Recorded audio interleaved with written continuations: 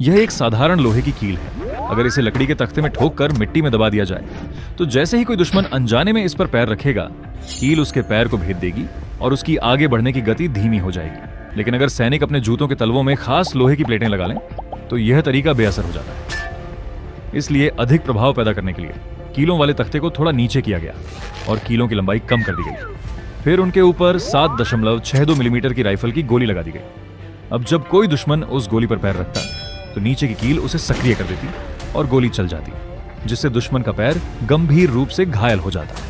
यहां तक कि लोहे की प्लेट वाले सैन्य जूते भी उसे बचा नहीं पाते। हालांकि बिना सहारे के गोली आसानी से अपनी जगह से हिल सकती थी, इसलिए इसके चारों ओर एक उपयुक्त आकार की बांस की नली लगा दी गई, जिससे गोली हमेशा सीधी स्थिति में बनी रहती। अंत में जाल के ऊपर एक लकड़ी का तख्ता रखा गया और उसे आसपास की घास व मिट्टी से ढक दिया गया ताकि उसके निशान पूरी तरह छिप जाएं और किसी के उस पर पैर रखने की संभावना बढ़ जाए।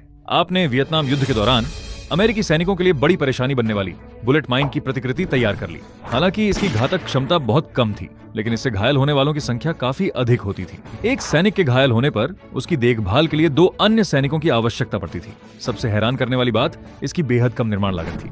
युद्ध के बाद के वर्षों में यह और भी सरल रूप ले चुकी थी। अब यह एक पोर्टेबल बांस की नली के रूप में बनाई जाने लगी, जिसके अंदर पहले से ही फायरिंग पिन और गोली लगी होती थी। उपयोग के समय इसे केवल मिट्टी में गाड़ना पड़ता था। सीमित संसाधनों और पुराने उपकरणों के द्वार में यह साधारण दिखने वाला जाल दुश्मनों के लिए किसी बुरे सपने से कम नहीं था।